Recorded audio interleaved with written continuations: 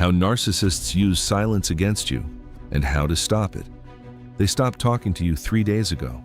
No fight led here, no explanation followed, just a wall of silence that showed up out of nowhere. And you have spent every hour since trying to figure out what you did wrong. I need you to hear this right now. You didn't do anything wrong. And what's happening to you isn't random.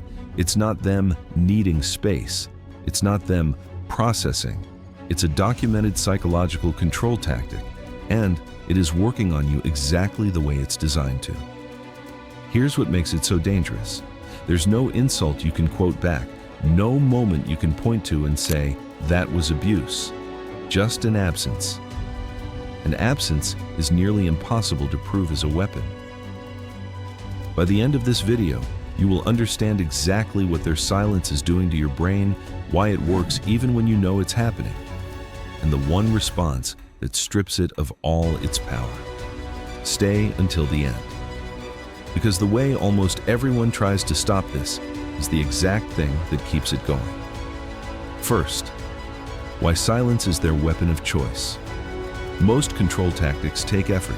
Yelling, criticizing, arguing. All of it can be challenged, quoted, pushed back on. Silence needs none of that. And that's exactly why it's so effective. It makes you fill in the blanks yourself. When someone criticizes you, you know precisely what they said. When someone goes silent, your own mind starts writing the story for them. What did I do? Are they done with me? Am I too much? That story your mind writes is always worse than anything they could have said out loud. They don't have to accuse you of anything. Your own brain does the accusing for them, using your own insecurities as the material. It's punishment with no evidence and manipulation that leaves no fingerprints. Mind you, this isn't about someone genuinely needing a day after a real disagreement. That's normal. This is silence used as a scheduled, repeated tool, deployed right after you express a need or set a boundary. Second, what this is actually doing to your nervous system. Here's what nobody explains clearly enough. When someone you're attached to goes silent, your nervous system doesn't register it as mildly annoying. It registers it as a threat, because for most of human history, being cut off from the people closest to you actually was dangerous. I mean that literally. Your body hasn't caught up to the fact that this isn't life-threatening anymore. So the reaction is almost mechanical. First, alert mode. Heart rate climbs, thoughts race, an urgent pull to fix it, to reach out, to say something, anything, to make the silence stop. And if the silence continues, if reaching out doesn't work, something else happens. You stop fighting it. You go quiet yourself. You feel drained, foggy, numb. That's not you getting over it. That's your nervous system giving up on the fight and shifting into shutdown. None of this is a character flaw. It's not proof you're too sensitive.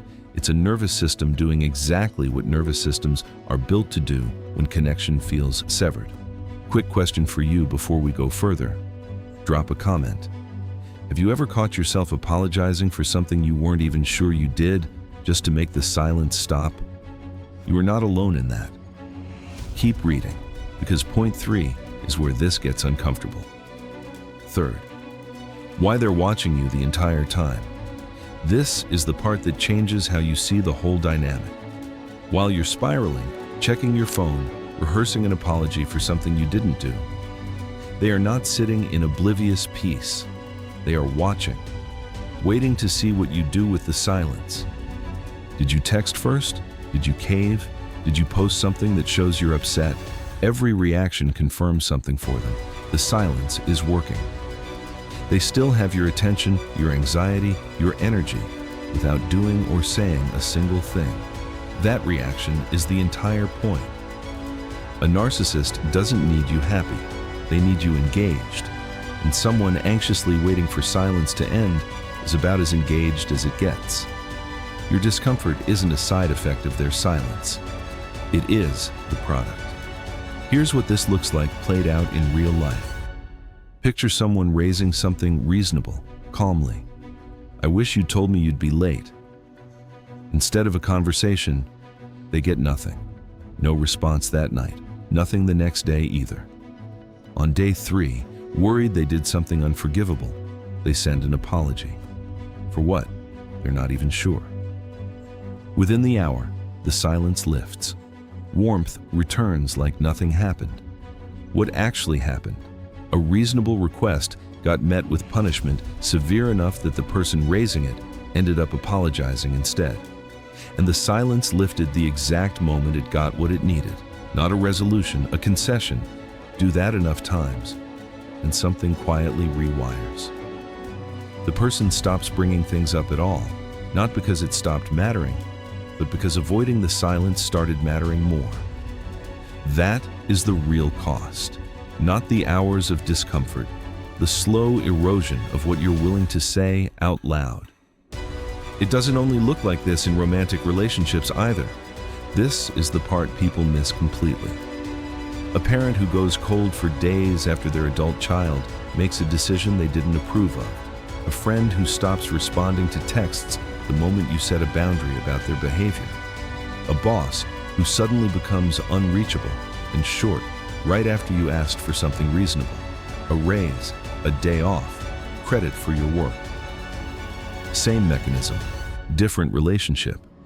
The reason it's harder to spot in these settings is that we don't expect manipulation from a parent, a friend, a boss. We expect it from a partner in a toxic relationship, so that's the only place we're trained to look for it. But the pattern is identical. Silence deployed right after a boundary. Warmth restored the moment you concede. And you slowly learning to stop asking for what you need in every one of these relationships without ever consciously deciding to. If you noticed yourself walking on eggshells around more than one person while watching this, that's not a coincidence. That's you recognizing a pattern you've been trained to tolerate in multiple rooms of your life at once. Now, here's what actually stops it. Do this starting today, not matching silence with silence, not keeping score, not trying to win by outlasting them. That's still playing their game from the other side of the net. Step 1. Notice the urge to reach out or apologize, and pause before acting on it. Just notice it. Don't judge it, don't fight it, just see it happening. Step 2. Redirect your attention on purpose to your actual responsibilities, the people who show up for you consistently, your own day, not performatively, genuinely. Step 3.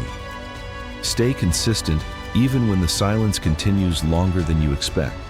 This is the part most people quit at, right before it would have worked. Because your visible distress, your repeated attempts to reach out, your apologies for things you didn't do, those are the fuel. Remove the fuel, and the silence stops functioning as a tool. It becomes what it always secretly was: nothing. An absence with no audience. Do not wait until the next time this happens to try this. The moment to practice noticing the urge is now, in your very next interaction, not after the 10th time this has cost you your peace. When you do this consistently, the silence stops working, and when a tool stops working, people either escalate to something more obvious, which is far easier to recognize as abuse, or the dynamic simply can't sustain itself because it required your participation the entire time. Their silence was never a mystery you needed to solve. Your reaction to it was never a flaw you needed to fix. They were counting on you never realizing that.